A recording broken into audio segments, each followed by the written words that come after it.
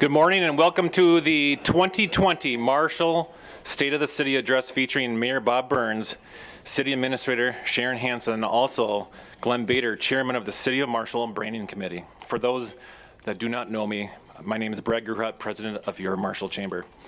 I'd like to first acknowledge our member sponsors of today's program. First off, our corporate sponsors, Avera Marshall, the Schwann's Company, Bremer Bank, Wells Fargo, the City of Marshall, Relco and Trushrem, U.S. Bank, and Southwest Minnesota State University. Also, thank you to our presenting sponsors this morning, Hoffman & Probst, Henley Printing, Action Manufacturing, Ramada, and Keller Williams Preferred Realty, John O'Reilly. Thank you for your support. Would the representatives from all these sponsors please stand to be recognized?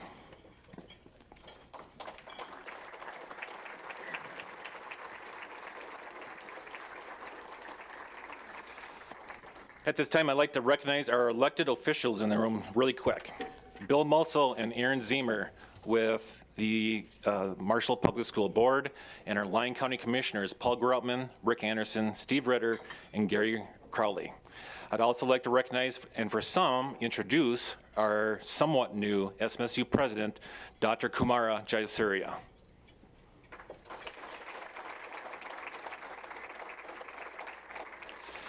Now I ask that you please rise, if you are able, for the singing of the national anthem by Marshall Fire Chief Quentin Brunsvold.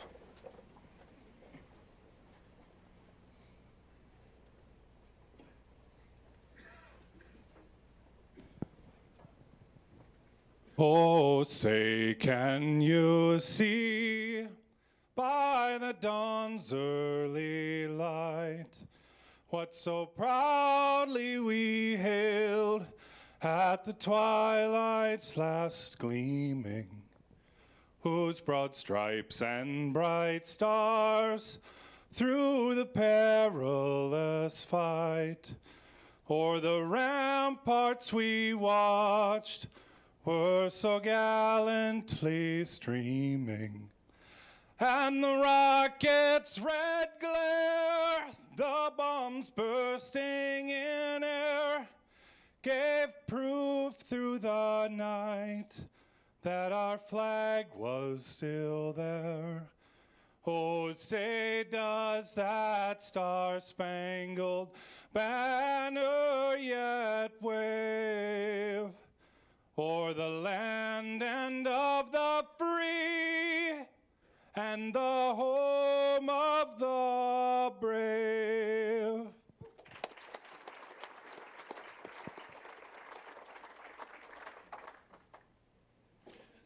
Thank you, Quentin. All right, thank you again for attending the 2020 State of the City Address, which is the second one Marshall has had, and thanks to the Chartwell's staff for making such an enjoyable lunch today. The Chamber and the City of Marshall have one thing in common, and that is that we are in it together to help promote the city, and what a great opportunity to do that with the State of the City Address. The State of the City is an opportunity for the city to be transparent with the business community and about everything that's going on.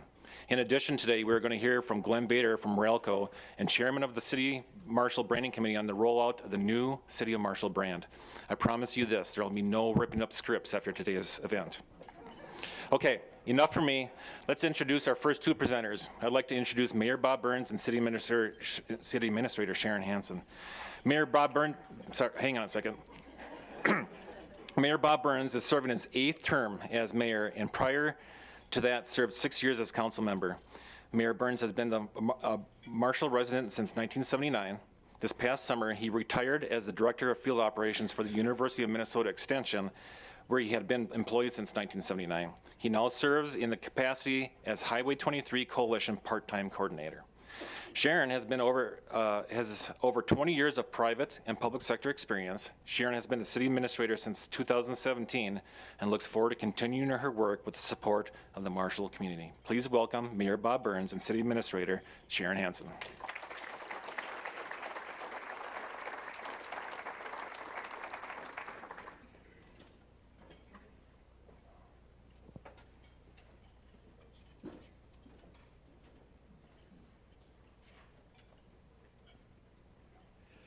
Okay, thank you. Everybody here okay? Okay, and once again, it's Thank you, Brad. My name is Bob Burns, Mayor of the City of Marshall. Thanks to the Marshall Area Chamber of Commerce for sponsoring this. I know he was recognized and introduced earlier, but thank you, Kamara, President of SMSU, for your not only your hospitality but for your leadership. And we meet often because SMSU is really such an important part of this region, this community. So thank you, Kamara, for your leadership and your presence here. Excuse me. Yeah, just whatever you want to do, Sharon. So, thank you everyone for being here. I think last year when we were introducing, I have a regret. I made the mistake of saying that I hadn't really prepared. Well, we did prepare, and so we are prepared this year. Sharon and I present frequently together, so this will go. We're going to go pretty fast. We're used to presenting together. We'll probably interrupt each other, maybe talk over each other. So we're going to go back and forth as we go through this. So here's what we're going to do. We'll have a number of introductions that we'll go fast through.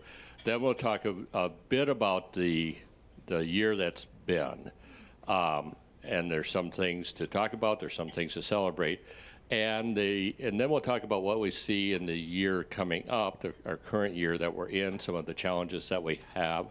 And then we will then launch into the introduction of the branding effort, and we'll talk more about that at that point. But let me start with introducing my colleagues, the Marshall City Council members that are here. I'm going to look around the room to see who's all here and help me if I miss anyone. But Dr. Steve Meister, we'll hold applause till we're all done. Jim Lazinski,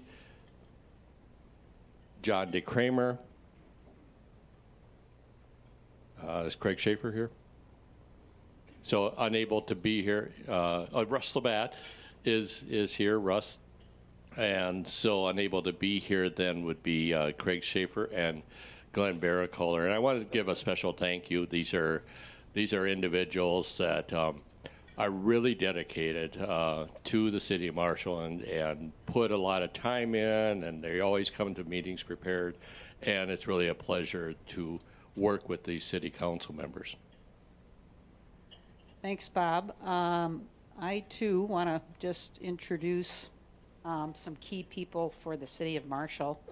Obviously, we can't do this alone, and I've listed for everyone here just our internal staff for the City of Marshall. They're really the brains and the brawn of the organization. I couldn't do what I do without them, and of course, all the services that the city provides. We do have a couple additions that weren't listed on here that are here as well. So Jasmine DeSmet from the Merit Center is here. Our city attorney, Dennis Simpson, is here as well. And then also our 2019 Employee of the Year, Preston Stensrud, with the Parks Department. So if we could just have the staff, please stand up and be recognized. And a round of applause.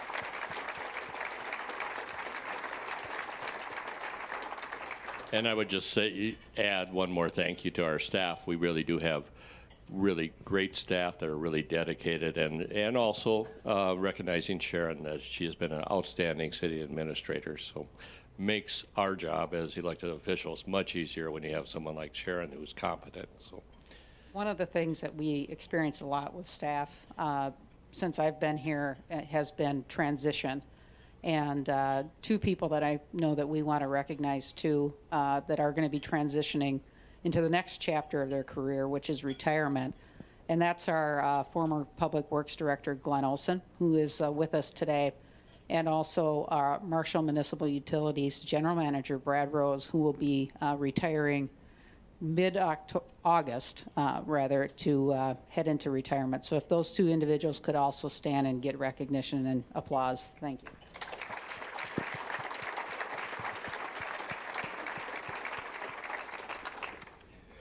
okay, thank you. And so we'll move then into talking about the kind of the year that was, and and I'll say right up front, this is a little bit hard for Sharon and I because We don't have a screen in front of us. We don't see what you're seeing. And so we have to kind of turn and look. So help us out if we do miss some things. The pictures on the screen are obviously the reuse of the old Kmart building. We have Hobby Lobby and Ashley Furniture that have moved in there. Really a nice addition. You know, many people had looked at that very visible empty building, which was empty for quite a while. It actually wasn't for sale that long because the corporation or the entity or the partnership that owned it had not had it on the market all that long. But we're really feel fortunate that the investment that both Ashley and the Hobby Lobby have done there have really worked out nicely. I'll just comment too, we've got a listing of really our major developments from in business in 2019. Two of them, 3348 West Main and Southwest Tour and Travel, had devastating fires, and both of those building owners decided to make a reinvestment in the city of Marshall. They could have easily done something else, and because of the community of Marshall and the support that they've received, they've decided to rebuild. So that was really a great thing for us to happen in our business community, to see those two businesses continue to thrive. I would also interject here too. This is by no means a comprehensive list of all of the development that has happened this past year. As you'll see later, there's a large number of building permits that have been issued. We listed just some of the ones that are probably most visible on people's minds that you see around town. I think during the summer there was probably a 4-week span where every week there was cake and ribbon cutting. So it was a really good time for the city of Marshall. A couple other things that I think that we don't have listed up here, and it's not really for 2019, but maybe looking ahead. But because we're on business development, I do want to talk a little bit about Block 11, the hotel next to City Hall. Maybe we'll talk a little bit about Shopko too, because those are 3 areas that are really visible for the city. And we currently have discussions with a developer for Block 11. It's Apex out of Mankato. They've done a lot of development in that community, and they're really branching out into regional centers similar to Marshall. So where we're at really with them is they're evaluating that site.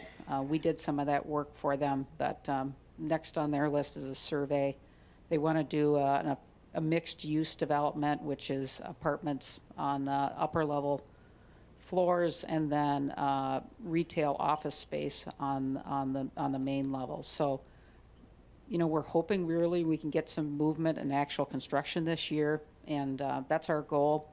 And as we always say with development, we really hope it works out, and we're going to kind of see. We're going to try to support them as much as we can, and there'll be incentives provided just because it's a redevelopment and really, a blighted type area currently in the way it's been.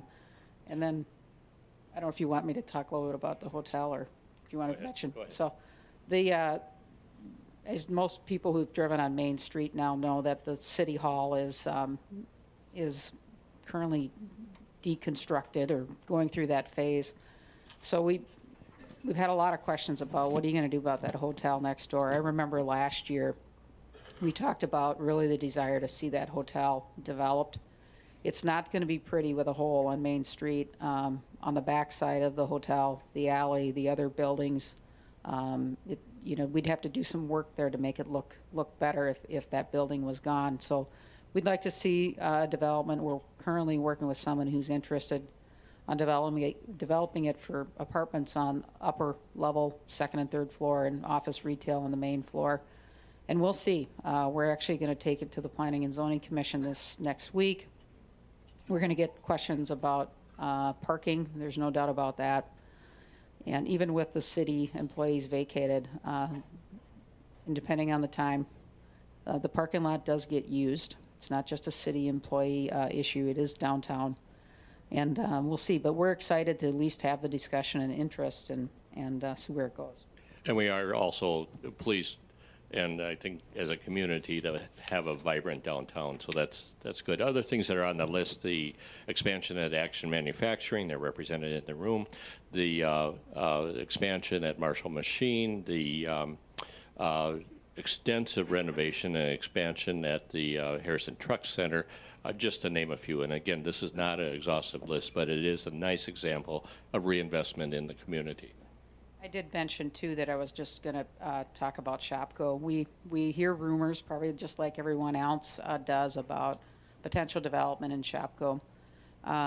Obviously, we have it on our radar. We've been in contact with the real estate broker and have, constant communication on where they're at. They have had some discussions with some potential leads, and it's in a prime retail traffic area, and we're really hopeful that we'll see some development there, and maybe a timeline that isn't too long for the city.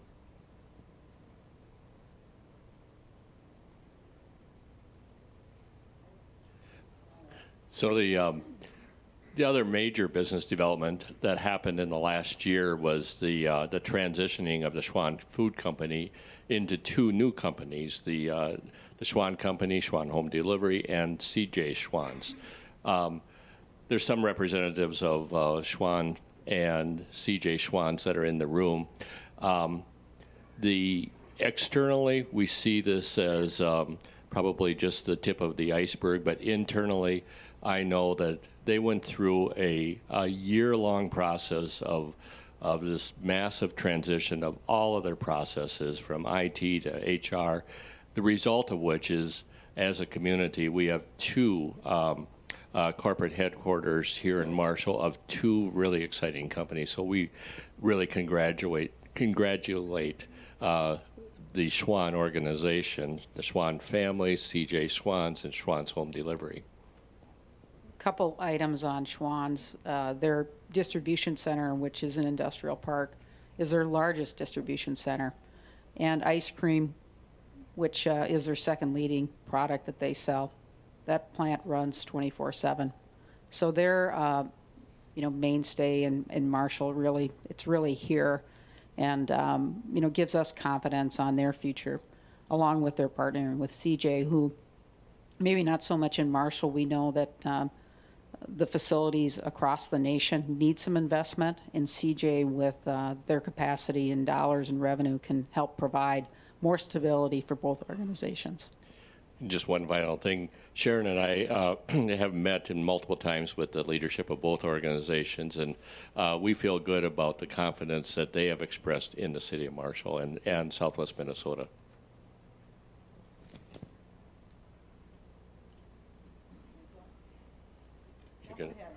So there's other things that were major developments that are more community development. We have the Head Start school that was under construction. We have major city projects in terms of the renovation of the wastewater treatment plant, a nearly 30-year-old upgrade of the processes that are there, and our water treatment plant with the partial softening addition that should be complete, Brad, in probably early 2021, as well as other projects.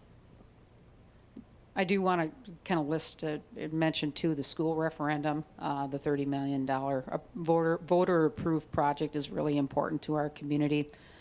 In terms of economic development, even though these are nonprofit type organizations, and that it's not always equated to an increase in valuation and tax capacity, they're really important. Last week, we gave a tour to a potential hotel developer, and he was interested in seeing all the development, not just the business related. It all adds to the economy, and it's really important. A couple other things I'll just kind of mention here as well. With the water and wastewater, one for the water, we had a local contractor that got that bid. So we'd like to see the reinvestment of those dollars when we can. Obviously, we got to follow a competitive bidding process, so we don't get to always choose who our contractor is, but we feel really good about that. And for the wastewater, even though the general contractor was not local, there's a lot of local suppliers for the particular project. 1 week alone, there was 130 cement trucks that went down that road to help build one of the containment systems. So it's nice to sometimes give back the property taxes that our businesses pay, kind of give it back to them with the work that we're doing. That was one day. One day. Good point. A couple other things too. We didn't rehearse this, so we're kind of looking at each other like what we should say. I do want to mention the two things that are on here, or three things maybe. Avera, which we could have listed under business development, but their importance to us in not only the community of Marshall, but the region. And when you look at their mission and what they stand for, I really see them as a community-driven organization. The recent acquisition of Granite Falls means really good things for the city of Marshall. And so just really important partner in everything that we do, and economic development along with community. Our Merit Center, which had a track expansion just this last year. The new development we hope to see is a gun range training facility. We have really good support from Senator Dames and Representative Swedinsky, and currently there is a proposal for that in the bonding bill, and I think we'll be really successful. You know, and a lot of people may not go out by that way, but Jasmine DeSmet, the coordinator who took over a couple of years ago, we've had over 6,000 visitors to that facility, and so really good impact in our community that you may not see, but we are making it. So, can I add one more thing too? Okay. One thing that isn't listed on here is our municipal liquor store, which I put that under community development, not that we did anything new construction, but the net income revenue from the municipal liquor store does help community development. We use a portion of that for property tax reduction. They've done some fundraising for different groups this year as well. I think Eric Luther, our new manager, has done a fantastic job. I did kind of mention around the holiday season, it was actually a little difficult to get around the aisles. There's so much product in that store. And, but from 2018 to 2019, that first, I guess the entire year of 2019, the net income profit was up 122,000. So having a really good manager, good staff in place, and getting the product that people want will help build our community. So I mentioned earlier the building permits, which I believe is going to be the next screen. So there's a pictorial depiction on those charts of where we're at with building permits. The building permit, both in numbers and as well as in valuation, both in residential and commercial, are up. Sharon? Yeah, I think this is a really good time to really highlight the work of the community in this. You know, we know a couple years ago we had a lot of pressure in this particular area to do better. And we're not going to hang the mission accomplished banner. Obviously, we've still got work to do.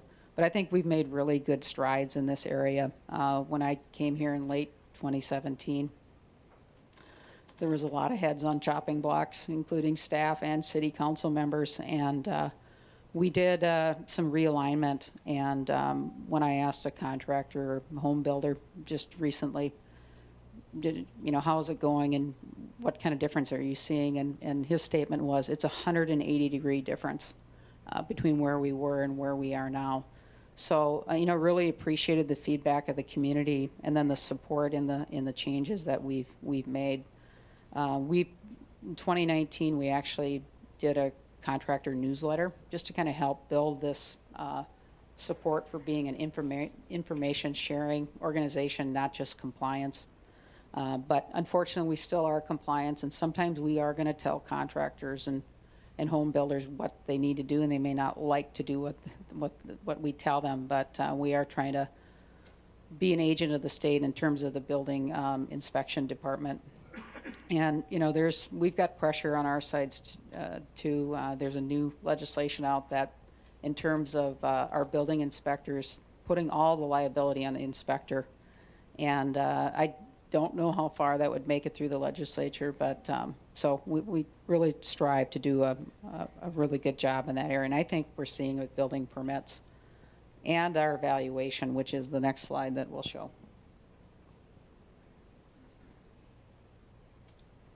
You know, we had some big projects that were mentioned earlier that really influences valuation. And we got to be a little careful here because one or two big projects can really determine the increase in valuation and number of permits. But nonetheless, I think we've seen some really good growth in from 2018 to 2019. And like I said, it was mentioned in the earlier slides. I've got notes, so it takes me a little while.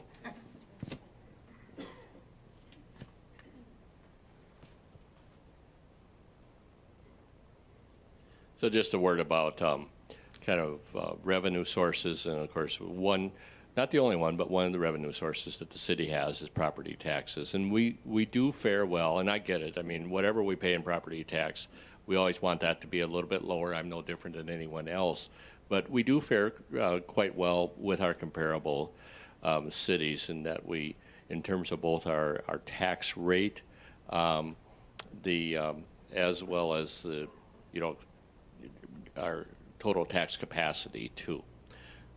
Want to say anything more on that? Well, I usually, with the help of our city assessor, put this out on an annual basis. It's usually promoted through the monthly column where we compare ourselves. And, you know, a couple things that you don't see on here because we didn't provide the entire chart, but this isn't factoring in really local government aid. When we compare the amount of aid we get for that particular category with Wilmer or Worthington, we're half of what they get.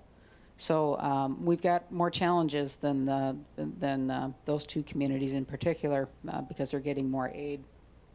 The other thing I'll point out here as well, we always look at statewide how we're doing. In 2020, our levy was 4%. We'd always like to have it a lot lower. We have to be realistic about our budgeting and our levy. And statewide, this year, the average was 6.1. So it's really what you're seeing there is a lot of pressure on city expenditures and levies. What we do is really expensive. And to kind of have a lower tax rate, I think is a credit to, again, the community and the staff that we have. So. And not listed there, but probably just as important, when Sharon mentions the financial pressures that we all have, the city continues to maintain a very high financial rating, a AA rating. City Council has a goal that they're making progress on in reducing the debt level of the city also. So progress is being made. That's a good point. Part of the 4% levy increase for 2020 was a debt reduction. There's about $250,000 that we did put aside in the 2020 budget to help reduce the budget or the long-term debt rather, and we'll continue to make strides on that.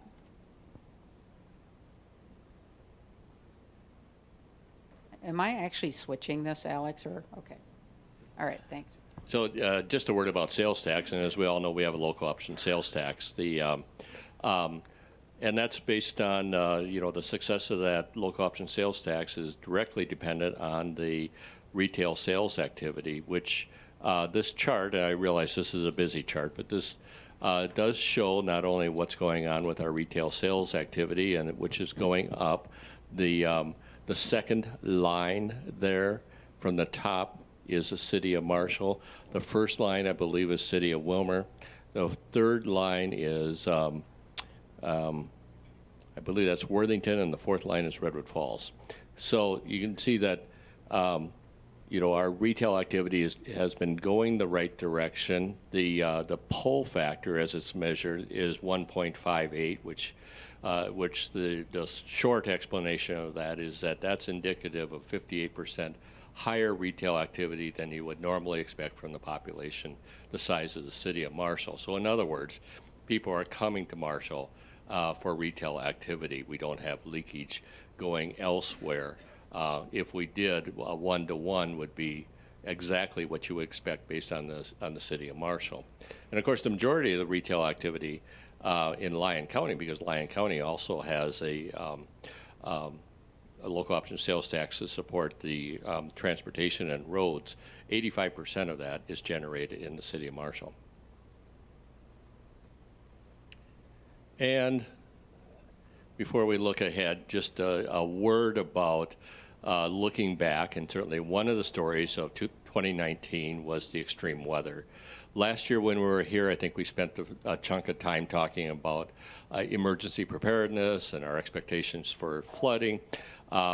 Last year in the winter season, we had 88.9 inches of snow, and we had precipitation, we had 45.78 total inches of actually water that fell. And you can see based on that chart in the Sioux Falls weather coverage area of the National Weather Service, Marshall, not a competition that we strive for, but we were number one as far as, so which really is a long way of saying also in that our emergency operations, and Jim Marshall heads up our emergency management, that's really important in terms of when we have extreme events, in this case weather, how prepared are we with the city so that we can continue operations, that our residents are safe. So we do have a really good emergency operations plan that functions well, has functioned extremely well, and certainly one of those measures that we look at is our flood control project and the flow in the river. And last year, I believe it was April 3rd, we did hit the highest in history level, which was just over 19 feet in the river. So that far exceeded it. Of course, that was exacerbated by not only high flows, we would have hit the record anyway, but there was an ice dam also on the river. But everything worked exactly as it is. As we talk about emergency management, of course, right now, we really aren't as concerned, even though there's always a risk of extreme weather. Our river level, as I checked it last night on the river gauge, was 11.6 feet, so we're well within our protection zone and really don't have a big issue there. I think nationally and in the state, what is on people's minds are health emergencies, and our City of Marshall Emergency Operations Plan does address that. Certainly, health emergencies are led, and the response is led by public health, which is an entity of the county, as well as the state. Our role as far as City of Marshall is continuation of operations. Should that be necessary, there's certain things we know we need to do. We have to have a wastewater system that functions. We need the police department, all of our essential services. And so while we prepare for what may never be an eventuality, know that we are prepared through our emergency operations plan. Okay, so enough about last year. Now we're looking forward. Sharon mentioned our City Hall renovation. It's underway.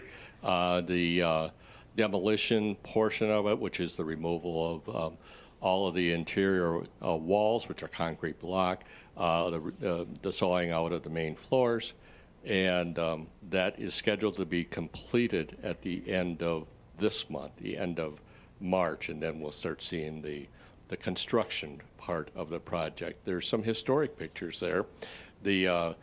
The picture at the top with the crane that's there, that was in when the 1963 construction was going on. That resulted in the current building that was completed in 1964. And it was interesting to note, as Sharon and I, with the help of our Historical Society director, were looking back through some articles from the media at that time. There was some controversy with that at that time. Some people really didn't want it reconstructed in the current location in 1963. Some people, actually the newspaper did an editorial opposing the project, and so, now that was 1963, that wasn't last year, okay? So, but anything you want to add on that? I'll maybe just talk a little bit about the new construction. I mean, I think even though we had a little discussion or debate about location and even the need for it in terms of the cost, I should say, I think there was really large support that the building needed to be renovated. Interior-wise, it wasn't very functional. Lighting, heating, plumbing. The current elevator was really a pop can. I mean, didn't meet ADA, and neither did the front entrance as well. So, and I always use this from Jason Anderson, our Public Works Director, says this, is that City Hall is the front door to our community. And so going from where we are today to what you see on the screen is going to be fantastic. I suspect that, and I use this example too, when we were trying to recruit doctors in this town, that when Avera is giving tours to prospective doctors, when they go past City Hall the way it was, they kind of look away. We're hoping when this is renovated, it'll be pride in the community and something that we can really celebrate. A couple other things on the City Hall. We most staff are getting smaller offices. We're not getting bigger offices. And that's because we really wanted a lot of space for interaction. So meeting space, bigger hallways. And I think once we get this completed, there'll be a desire for other groups to have meetings in City Hall. I mean, wouldn't it be fantastic to have a meeting overlooking Main Street? I think so, and I think it'll be a popular community spot in addition to providing city services at a City Hall. Another thing that we're looking forward in terms of a challenge, an opportunity, or something that needs to be addressed, or you can advance the slide, is our community aquatic center, our community pool. I believe that's the next slide. Our families for generations have enjoyed the aquatic center, enjoyed the slide and what's there, but the reality is that this is the second oldest community pool in the state of Minnesota. It's roughly 50 years old, and we have issues. We lose conservatively between 10 and 15,000 gallons of water every day during the summer. Some of that, of course, is through evaporation, but the majority of it is just plain leaking, and it is concrete that is reached the end of its life, so it's turned into more of a sieve type leakage. And that's not only water that we're providing, but it's heated water. It's waters that have been treated with chemicals, and so we're losing that every day. So there's certainly some work that is long overdue on the aquatic center. And one of the challenges that we also have then is where do you start and where do you stop? The piping and would really need, and the infrastructure that supports the system needs to be replaced.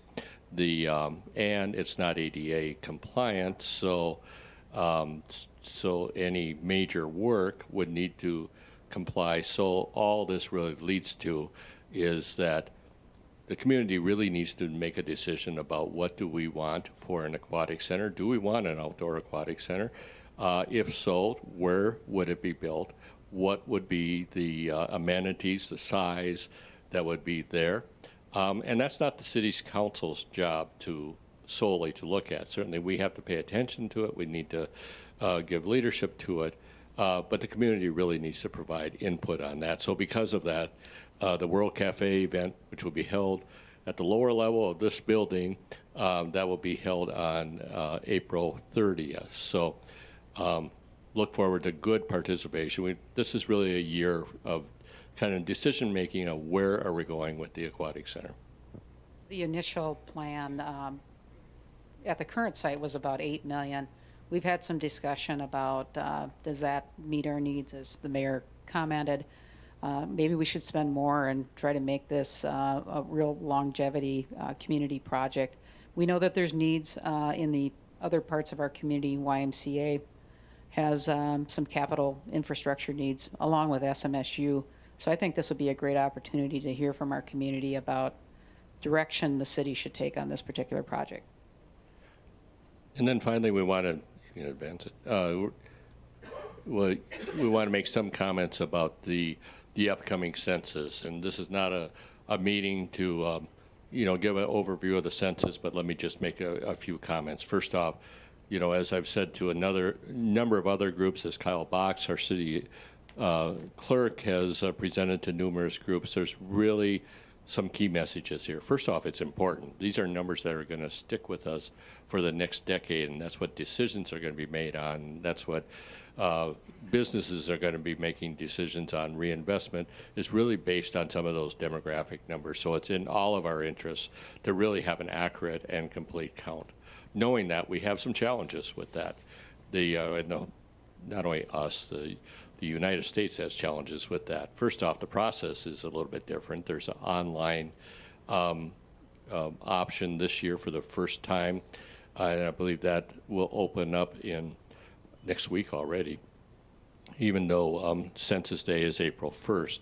We also have, and this community is no different than any other community, we have historically undercounted audiences. Some of those would be some of our new populations that might be hesitant to participate in a government-based census. Some of those might be college students that are uncertain that if they should be counted here or counted where their parents live. The answer is they should be counted here. The snowbirds that perhaps are still in Florida or Arizona need to be counted here, so we need to get that message out.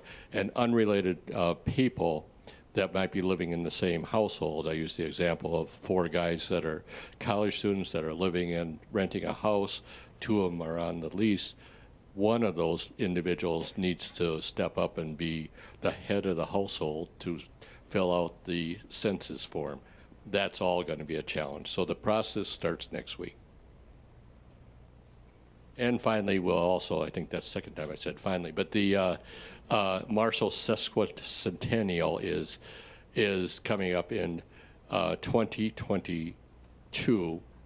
This year, of course, is Lyon County's 150th. 2 years later will be the City of Marshall's 150th celebration. And the message here is, even though it's coming up in 2022, now is really the time that we need to start planning. I was mayor when we had the 125th, and that was a very successful event, but it was very successful because the business community really provided the leadership to not only the planning committee, but also some of the sponsorships and that type of thing. So the plea here is that, we are probably in need of, the community to step up and be active in the planning for our 2022 Sesquicentennial. We hope to have a lot of activities in that year, and it definitely is going to take some planning really starting now. We've been in communication with some folks about a book really covering the last 25 years. We've got the first 150 years of 125 years, of Marshall covered in a previous book. So, but it takes a lot of time and energy and, commitment from volunteers. And so as many people we can get to help, it'd really make the celebration that much better. So I think we said earlier, and we made the commitment that we're going to stay on time. So we do have a number of other things that we could go through in terms of the City of Marshall strategic plan, which was really adopted very recently, actually at the last City Council meeting. And we're not going to go into detail on that, Sharon, if that's okay with you, because that strategic plan does kind of flow very nicely into the City of Marshall's branding effort. Sharon will introduce the individual that's going to be presenting that this portion of it, and then we'll come back and talk about if there's any questions on that. But I want to give adequate time for that branding. If that's okay with you, right?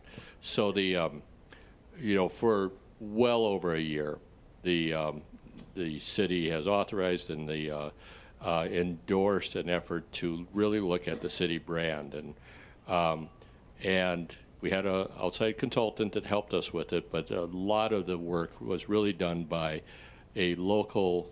We recognize there's local marketing expertise that is in the community from Ralco and from Schwann's and from other organizations, and we were blessed that those individuals stepped up and really provided a lot of leadership and hard work and time and weekends and really thinking through thoroughly how all of our opportunities and the messaging in the City of Marshall could be captured in a branding statement. So with that, Sharon, do you want to introduce Glenn? So Glenn Bader, who is our committee chair of the Marshall Branding Project, will introduce some of our other members of the team of the branding project a little bit sooner or later, rather, into his presentation. But just to give some small background or short background on Glenn, he's currently the Vice President of Marketing and Information Technology for Relco. And Relco was very generous in allowing us to utilize Glenn's talent. So we're really appreciative of not only Glenn, but Relco. And Glenn's been there from the beginning. He's got decades of experience in marketing. His former employer was Schwann, so he's done a lot of big product development in terms of marketing and development. So without further ado, Glenn Bader.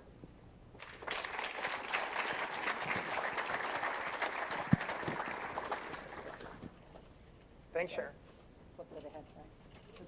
It's touchy. Very good. Thank you. Am I on? Is this... Well, good afternoon. Thanks for the opportunity to be here. I have a lot to cover today, and it's pretty fun. So we're going to go through just a review of the work we've done, and we're actually going to show you the new branding for the city today. So just as background, as Sharon and Bob mentioned, we've been working on this for about a year. And the idea here is, how do we really capture what makes Marshall unique? How do we use that to better attract new people and businesses to our community? But also, how do we use that for the people that are here to benefit us? And so the idea here is, how do we really create language and imagery that is common? So this is a project that's been supported by the City Council. When we started, there was a steering committee representing multiple organizations. And that quickly narrowed to 5 of us. And so Lauren and Max are here, and Sharon and Misty can't be here today. But this team made a big commitment. Everybody had to be at every meeting, every decision. And so it's been a lot of work for that group. But it's basically a bunch of marketers and Sharon. So we had fun picking on her.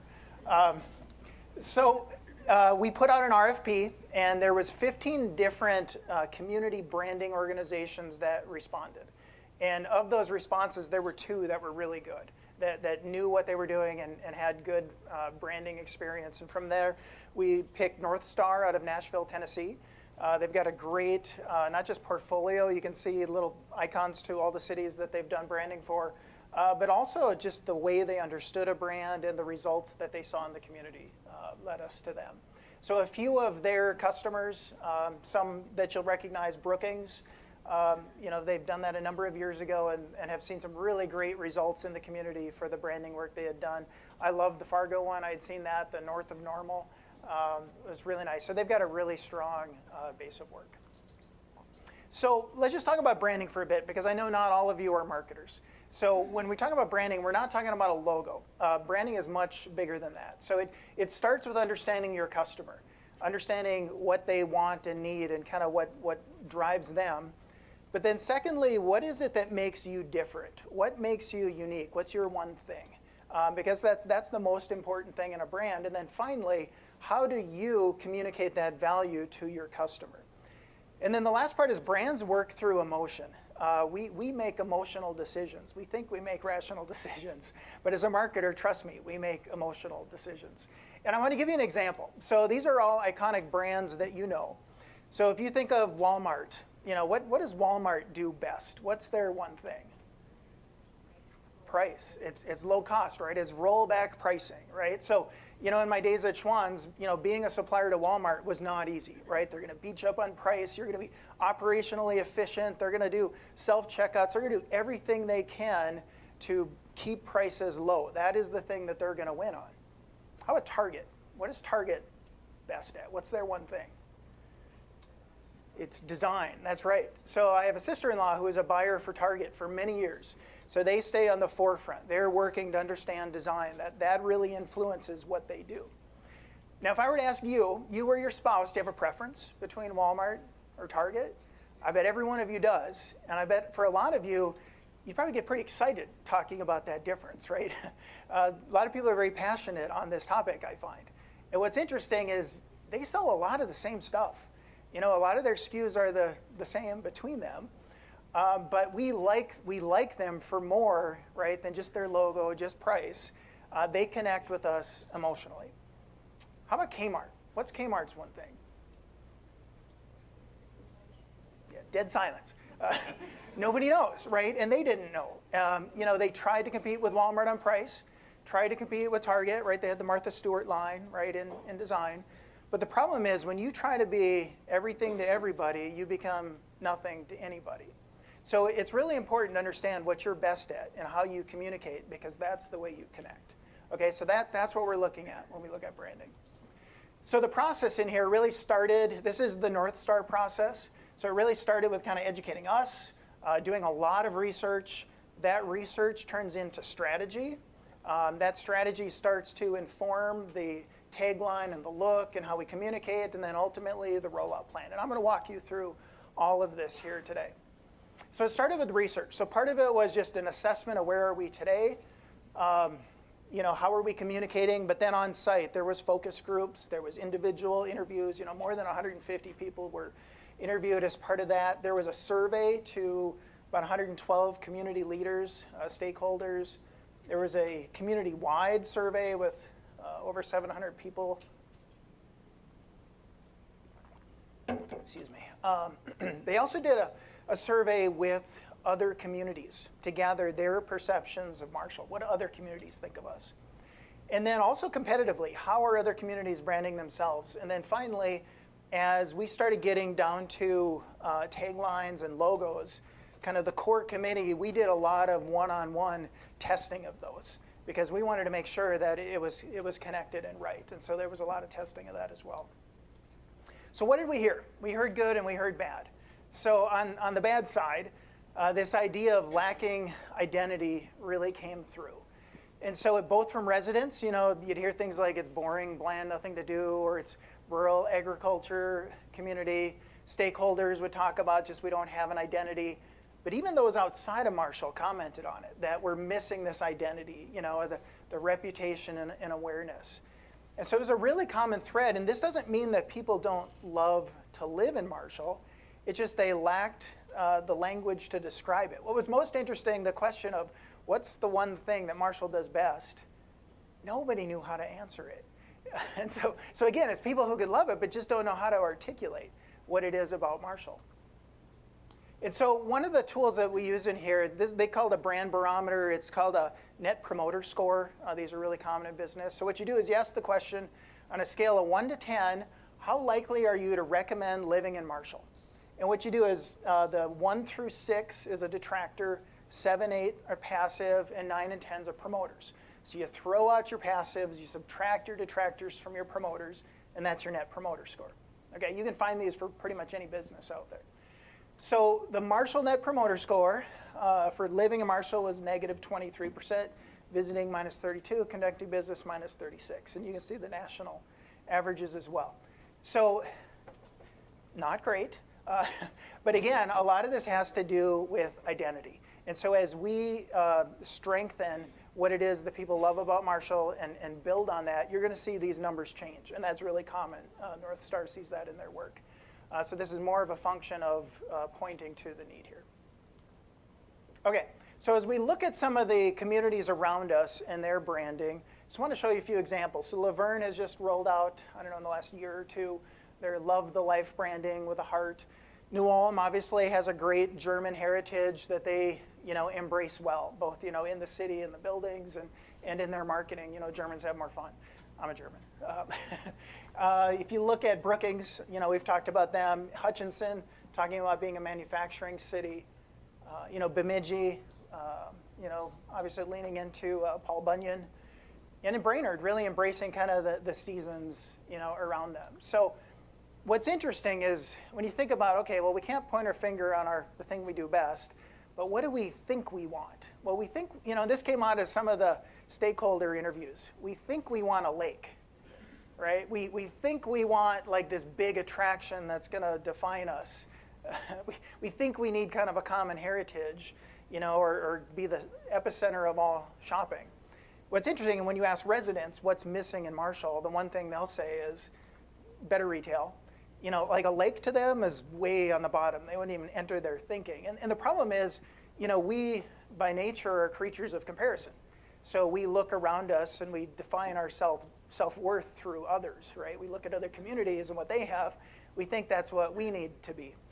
And so the idea here is not to try to become who we're not, but how do we embrace who we are? Because again, people love to live here. So how do we capture that and communicate that? So that's the work. Okay, so let's talk about the good. There was really 3 big areas that came out. Our institutions, small town feel, and the idea of collaborative growth. And we're going to look at each of these. So in terms of institutions, SMSU really came out. People looked at it as probably one of our greatest assets and probably an undervalued asset in many ways. A lot of people look to Schwann's, and just their long-term impact and impact in the community. The high school was talked about a lot, and just the way that people support it, our athletic programs and their reputation, the sports complexes, and just how they're expanding and the quality of them, but also just the number of employers. So whether, opportunity for a startup business or, the companies that are growing, several national and global companies, there's a lot of opportunity in Marshall. And then also our parks, both the city parks and Camden State Park really being a great treasure to us. And then small town feel. There was a lot on this. This was some of the top things people talked about. It's a great place to raise a family, great quality of life. It's safe. It's big enough to have the amenities I need, but I don't have to deal with the traffic and the craziness of the bigger cities. We've got it's a clean city. Things are well maintained. And I love that last quote of, the city actually plants trees on boulevards. So the question, though, as we looked at this, can you own either one of these, right? So this idea of businesses and small town feel, neither one of those are something that you can say we're the best at those than any other community. They're important, but they weren't kind of that one thing. And that's really where this idea of collaborative growth came in. That Marshall as a community, and this really stood out in the research, that we work to provide the best outcomes. We're never satisfied, always looking for the future. And you saw it in the presentations before me. Just look at the way we're trying to make better use of buildings and facilities. And that's the idea. We're progressive, looking to the future, whether you're a small business or an established business. How do we make our community better? How do we get the best outcome for individuals, for families, for organizations? And that's something they said from all the cities they've done. They've never seen that anywhere quite like what they see here. So here's what I want you to think about. How do people decide where they're going to live? I think your initial answer would be, well, it's a job. I moved somewhere for a job, or it's because of the schools, right? Or the amenities that they have, or it's the size of population I like. But I would tell you, these things are important. If you get one of these wrong, you got issues. So you got to get them right. But these aren't really the reasons why we decide where we're going to live. They influence the decision, but they're not really the core deciding. We all know people that have left Marshall to take a better opportunity somewhere else, more pay, and then to find themselves back here because they just didn't like it, didn't connect in the community. You know what I mean? They just missed Marshall. I think we all have seen stories like that. So it's not just about a job. So what we found through there is there's 4 real reasons of what people are looking for that really decide how you make someplace a home. So the first is belonging. People want to be, we all want to be connected, right? To be part of something. It's relational. We also want to be able to go beyond where we are today. And that's really kind of looking to growth and development. Nobody wants to stay where they are today. They want to believe of the hope and the opportunity. They also want their families to thrive. We're looking to provide for our kids, better life than what we have, right? We're really looking to their future. And then finally, I want to make a difference. I want my life to have meaning and to have impact that's beyond myself. So these were the 4 things that we identified of why people really decide where they're going to live. And it boils down to these motives of connection, opportunity, family, and impact. So now let's think about what we saw in the research. How do we as a community connect to these motivators? Well, in terms of connection, right? The aspect that we're a welcoming community, very close-knit, friendly, very active. There's so many ways to get involved in Marshall, to make connections and to develop community. So that's very strong for us. This idea of opportunity, going beyond where you are, whether you're a small business and you want to start something, or you're a larger business, that's growing, there's great opportunity in Marshall. But also this forward-thinking aspect of the community, right? It creates opportunity for people to grow beyond where they are today. For family, there's obviously a lot that came out of that in the survey, right? We're a great place for family. Very safe, great quality of life. And then finally on impact, this ability to kind of make a difference. So this aspect that we're never satisfied, we never settle. We're supportive, but it's also that we support others. We kind of look to others and how to help them succeed. So we as a community connect very well to each of these points. So if you kind of think about that just in terms of an insight for what matters to somebody, it's I wish I could be part of a community where my family will thrive and that I can make a difference. And so out of this, one of the deliverables from North Star was what we call a brand positioning statement. And there's a few parts to it. So the first part is your target audience. Who are we serving? Who's our target customer? So it's for people who value seeing their horizon. Now that could be literally, you can actually see the horizon in Marshall, which is kind of cool. Or kind of more figuratively that I see the future. I see the possibility and the opportunity, and help shape it so that this is that aspect of making a difference, of having impact. That's our target. And our point of difference, the one thing that we do best is this point of difference.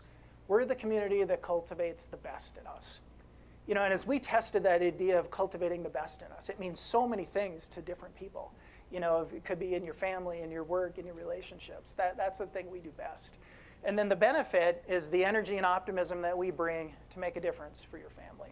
So that's the brand positioning statement. This isn't something you will see, but it's something that kind of informs our work as we do the marketing. Okay, so out of that really emerged this idea of cultivating the best in us. That was the core essence that we landed on. And as I mentioned, the dimensions of that are many. That could be cultivating family, cultivating character, opportunity, cultivating excellence or connection, wellness. There's so many dimensions and stories when you say cultivating the best in us of how you connect and what that means in each of our lives. And so this really becomes our new logo, and then it gets demonstrated, and what I'm going to show you now is the look. So Marshall, cultivating the best in us. So the logo it's approachable. It's very clean in its design. The shapes in it, the curves really speak to motion and momentum. Just things happening here. They also kind of speak to the subtly to the horizons that you can see. The star, the diamond up there, it kind of speaks to the exponential properties of Marshall and just kind of the growth happening. But it also just, it's kind of a bright star in that as well. And the colors in it really are pulled out of the colors in nature around us. And so that is the design. I don't know if you can see it totally, but that diamond, that star really plays out throughout the creative. And I'll show you more on that.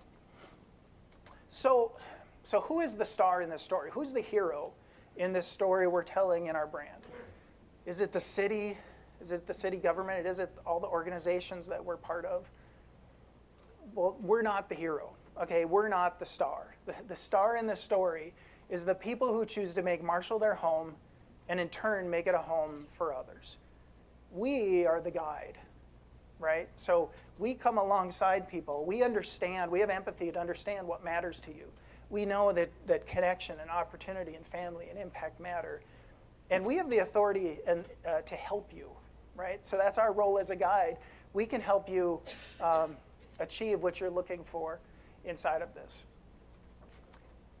And so what I want you to think about is, this impact, this idea of cultivating the best in us, it happens through relationships, right? We do that through people, not through government, not through companies. This happens through individuals, and how we bring out the best in each other. So think about, each of us have a different slice in this community of people that we know, right? That could be people that you know through work, it could be your customers, your neighbors, your community of faith, your school, whether that's teachers or activities your kids are involved in. You might have family here, organizations you're part of, or sports teams you play on, committees you serve on, government entities you interact with. So we each have different people in our lives that we know in the community. I've been in this community for 27 years.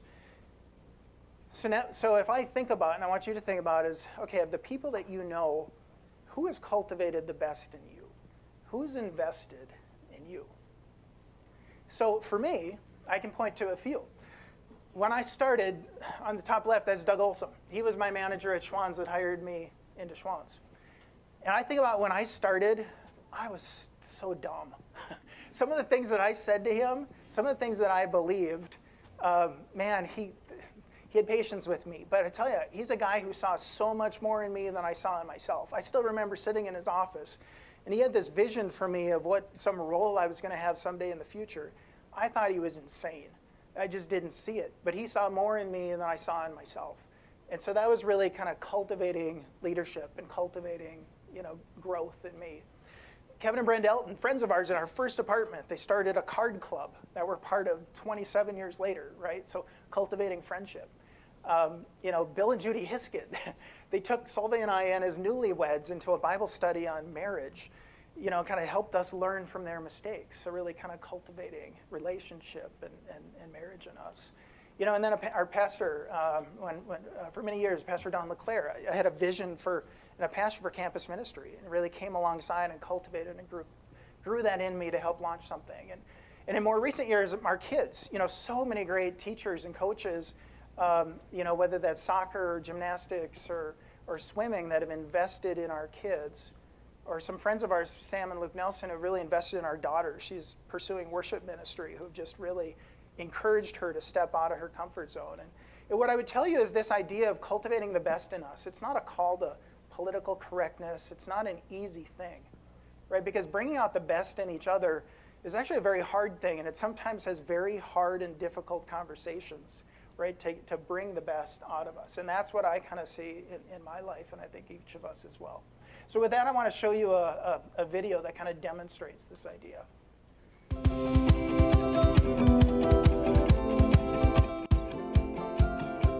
We have an incredible community that surrounds us, and I just feel completely spoiled by them. Whether it's highs or lows in our life, we have people who genuinely care. Community, to me, is people supporting each other, kind of trying to outdo one another in love, and that doesn't mean we're going to agree on everything. And I think a healthy community probably won't, because disagreements can kind of fuel a lot of good things. I think disagreements can, but community means that people are going to respect each other and listen to each other and be there for each other. I think the biggest thing that I pray every night for my kids is to be good people. And I think growing up in a community like Marshall is excellent foundation for that. I mean, you can go anywhere and people are just friendly. They're good, hometown, Minnesota nice people. Whether you have a small family or a big family, this is a great place to raise kids. One of the attributes about Marshall that we appreciate so much is just the culture, the community culture. As a parent, this is a safe community, it's a diverse community, and the education system is top-notch. My kids have been blessed to be born in this town because of the wonderful teachers we have in the school system. I would say all their teachers had made a big impact in their lives. I would say it's a relaxed place to raise a child. They're safe, they're getting educated, and there's activities beyond your wildest dreams for them to do. Carter was in basketball and Carter was in hockey before that, and the kids played football. My daughter was in dance, my stepdaughter was in volleyball, in track. There's such a variety of activities, and the Marshall community starts them so young. As a business owner, I'm really proud of the attitude in Marshall. It's a can-do community. When there's an issue or a problem brought up, the community can really come together and find a solution to it, whether it's new school or if we need a new amenity for the town. You know, there's back and forth on it, but Marshall's good at getting things done. When you own a business in a small town like this, you really appreciate people that shop local.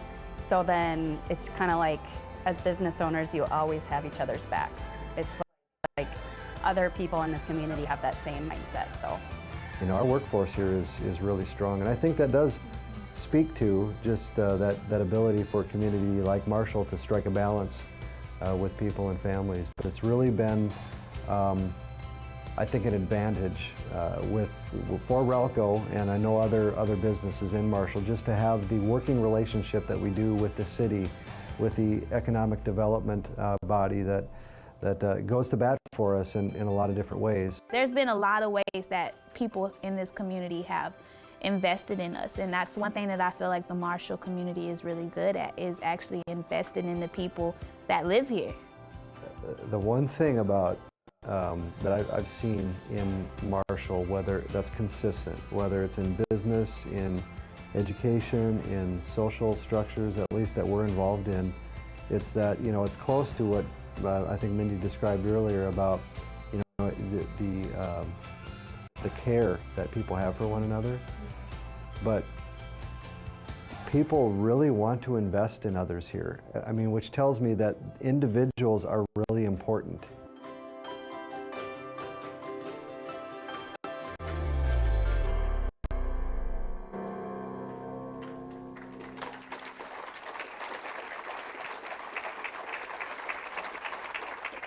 So big thanks to Max for leading efforts on that, and Alex and Ryan for pulling that together. That came together really quickly. The best thing about that video, not one person that was interviewed knew the tagline.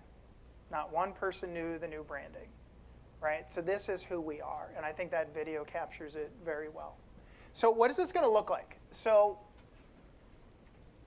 here we go. So this is an example of creative execution. So one thing I just want to point out, you see how the diamond, the star, kind of plays out through all of the creative execution. You see the different colors in the palette really kind of as filters, and then a real hero shot. It's about people. It's about relationships. So in the case, you know, you're cultivating character, cultivating opportunity. So we're really going to lean into kind of these dimensions of the way we cultivate the best in us as this look comes to life. So this is the logo. That's kind of the palette on the bottom. You'll see kind of all of those colors in play as we go forward. And what I want to show you next is kind of a quick run through. I got lots of slides I'm going to show you quick. What might this look like? So North Star gave us a great base of work to say, how could we execute this in the community? So for example, here's, you know, an extension of how it could work for the Convention Visitor Bureau. Here's an execution for the Chamber of Commerce. Obviously letterhead and business cards. You know, a portal website to kind of link everything together in Marshall. Lots of opportunities, you know, in apparel of how the brand can execute there. Some of these are pretty fun. I know the screens aren't super bright, but you know, a sign in people's yards, you know, that can display the brand. This bottle says "Cultivating Sportsmanship," you know, for events. "Cultivating Great Minds" for a bookmark at the library. This is an example of an economic development folder that we could create, you know, signs throughout town, can execute it. Whoops, hang on, getting ahead of myself. I love this one. So, you know, for businesses in town. So it talks about Marshall Chamber of Commerce cultivating the best in business. This is an example, you know, for Brow Brothers to create a cultivated pale ale, you know, a Marshall branded beer. Mainstay Cafe, cultivating the best brew in Marshall, or, you know, with Avera, cultivating a wellness first aid kit. Lots of ways to lean into this. This is an example of a visitor guide, or lapel pins, you know, which can be used in many different ways. This is one of my favorites, a big blow-up M, right, that we could have at events, you know, in town. You guys could walk through that thing, and we could use it throughout the town in many ways. Execution at the Aquatic Center, as an example. You know, books and backpacks and bags and apparel. I mean, this is a brand not just for city employees. We really want the community to be proud of this brand and wearing it and having access to it. an example of what you could do, in the city, on streets and on buildings. There's a flag hanging there over City Hall of the brand. The community transit bus, a wrap to that. Out at the ice rink, cultivating the best on ice. This isn't our aquatic center, but as it gets updated, have it on the floor of the pool. On the water towers, as an execution, or signs, signs throughout the community, just really showcasing cultivating the best community. Entrances to the city. I understand that's a pretty expensive execution, so but obviously a neat idea there. And then kind of wherever is a great big billboard, that's a great spot out on Highway 23 with great visibility.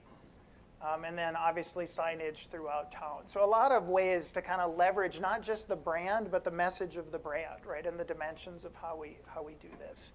So from a launch perspective, immediately following this, we're releasing a press release to the radio and the paper to get the words out. But we're also launching a social media campaign. So that video that you just saw, we're going to release on social media, and we want people to share it, right? And so we want to give away a lot of apparel. We want people to start wearing this, and so sharing it is going to give people a chance to gain access to some of this apparel.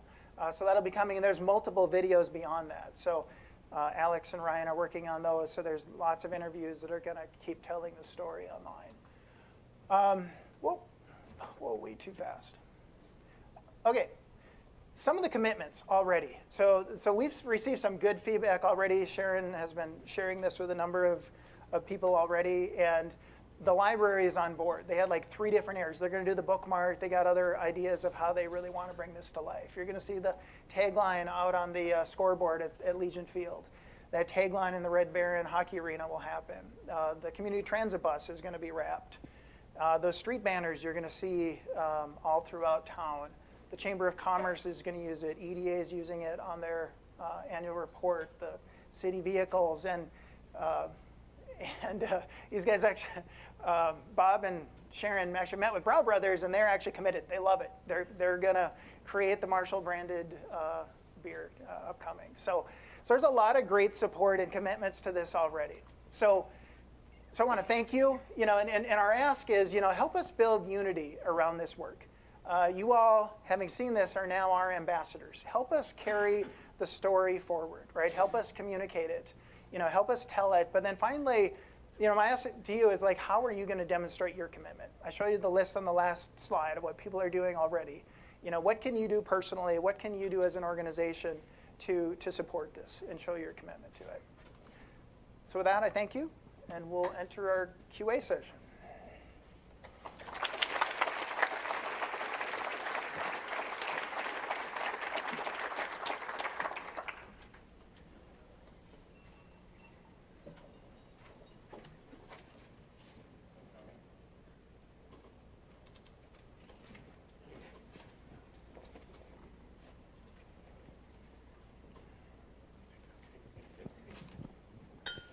Thank you very much, Glenn. How exciting! And it's as you can see, this isn't new for any community, but as you saw in the wood slide with all the different communities that have gone into a branding initiative, but it's exciting. It's been a long time in coming. So thanks for all your work. So got some questions, and thank you to everybody that responded with some really good questions. So first question, and it's a good one, very fitting. How can the business community support the rebranding efforts? Whoever wants to go first. Right there. Sure. Go ahead. No, go for it. Okay, so the question is, how can the business community? First off, I think we want your feedback. How will this be helpful as you market your own business, as you are part of marketing of the city of Marshall? Obviously, Glenn had some examples of how it could be used. The kind of the proof is going to be how it will be used over the next year.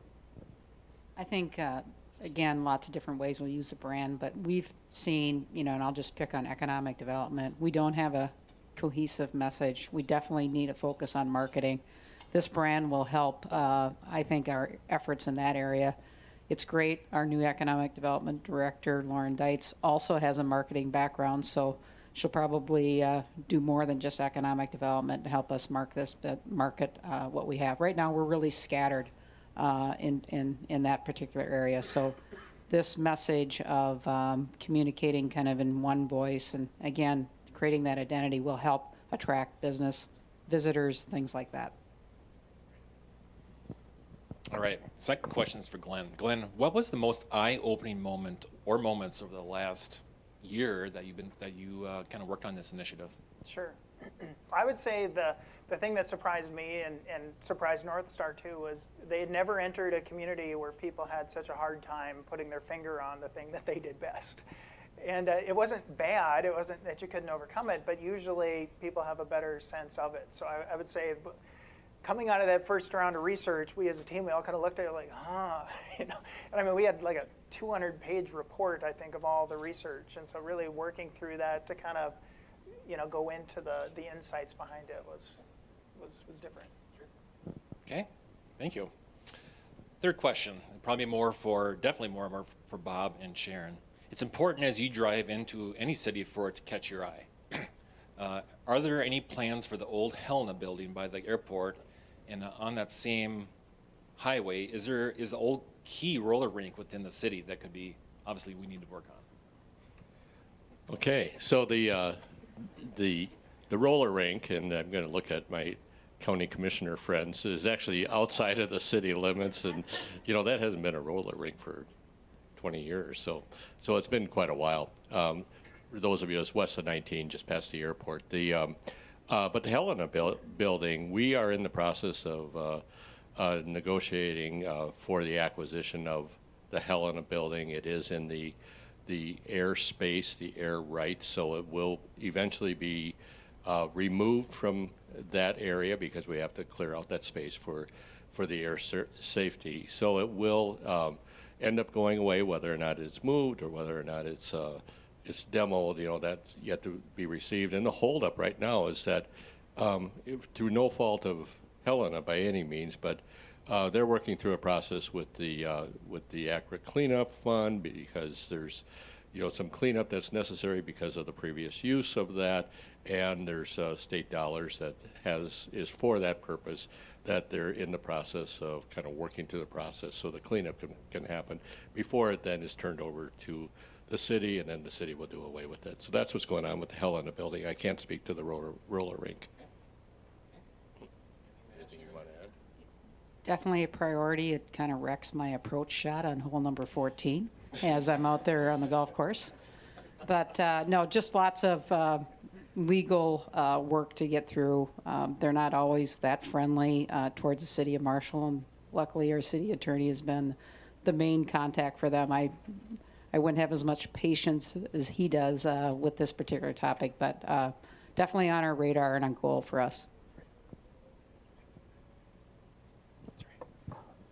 All right, fourth question. Can you give an update on the strategic plan for the city and how that intersects with the branding initiative? Well, we didn't get an opportunity to share a lot on the strategic plan. We'll put that out on our website and communicate it further as we get more opportunity. But a lot of the community input we got back on the strategic plan really lined up with the branding research. We saw a lot of the same responses, and I also think with the strategic plan, high interest. I mean, when we had the event in August, there was over 80 community members that wanted to provide feedback. So I think both with the branding and strategic planning, we have our community really wants to see Marshall succeed, and their responses and support for it. So there's a lot of detail and work in the strategic plan, a lot of work. And what it means is that it's going to take a lot of conversation. It means people are going to have to work harder, not just city, but our community itself. And I hope that it won't seem like it's too hard of work if we can be inspired. And lots of good things in there, and we get more time, we'll try to share that. So. Okay, great. Anything to add, Bob? Okay, good. All right, next question. This is interesting. Has the Red Baron Arena been a success story that it was intended to be and how. And I can tell you that was as a couple years ago, I know it was about 350 out of 365 days out of the year it was used. And keep in mind, 10 of those were holidays. So I'd love, that's the next question. And who'd like Well, to the tackle short that? answer to that, Brad, is yes. There's lots of activity there. This past weekend there was a bantam tournament. I think every hotel was full in town. So during the hockey season, it's busy constantly, and during the off season, we all know, we've all experienced other activities, whether it's wedding receptions, whether it's a home show, whether it's a boat show, whether it's the beer festival, whether there's just a lot of different activities that have been out there. So yes, it has been important in attracting people to the community, and these are people that would be attending events somewhere else. That might be in another community or another state for a ball tournament or a hockey tournament or other event like that. And it's because of that, they're able to attend that event here. They're able to kind of invest in the community here through restaurants, perhaps through hotel stays. I'll just add, I know that when I came to the community 2 years ago, it was some of the comments was, did you hear that Red Baron is mostly used for hockey? And my response to that was, it is a hockey arena with 2 rinks. We're not going to swim in it for sure. So we really think that the community has embraced the use of this facility for hockey. But in addition, as Bob mentioned, all the other different uses. I mean, folks in this part of the state, you guys have really large weddings. I mean, 400 to 500 people. And we need the venue for that and many other different community events that we've done in the last 2 or 3 years. Final question, and as I look at my friends from U.S. Bank down there, how proud are all of you with the voter turnout for the new outdoor hockey rink in partnership with the Minnesota Wild and U.S. Bank? Well, sir, with that, of course, we're proud of that. Not only the ice rink, but then previously the Carter's Court, which is also the in that case Minnesota Twins, and the U.S. Bank were the sponsors of that, Minnesota Wild and U.S. Bank. But I think there's 2 other points to be made there. First off, maybe 3. This community participates, and as Glenn had said, when something needs to be done, this is a community that gets it done. And those were 2 great examples of that. Secondly, this is a community that's connected. A lot of rural Minnesota doesn't have great broadband. Marshall does have great broadband, as we all saw when there was, the thousands and thousands of votes that probably all of you in this room made on multiple devices every day during that voting period. And then thirdly, I'd say probably the point that this ice rink, outdoor ice rink is at is probably the same place that early last summer when the court was awarded to Marshall. Then there need to be some decisions about what should it be, and the solution or the result of that was additional investment by the Carter Foundation to create the Carter's Court. So right now, probably the community is at the position of, okay, we were awarded this rink, now what do we want it to be? Do we need to enhance it? Do we need to think about the location of it? What do we do to be sure that it's best that it can be similar to what Carter's Court is? Anything else? That's it. So our thanks to thank Mayor Burns, Sharon Hansen for sharing their highlights on 2019 and their vision for the future. Also thank you to Glenn, the team that Glenn worked with, for presenting today, and to the rest of the branding committee for their work. Thanks again to our sponsors. Sharon, you have one more thing to talk about on their way out? There's a rumor out there that we have coffee mugs for everybody with the new brand and logo on the coffee mug. So it was a little scandalous for a while because Max and I went back and forth on the type of mug. So, but it's very mod. And as you exit, please make sure you get a coffee mug to help us in our mission to support the brand. Have a nice rest of the day. Thank you.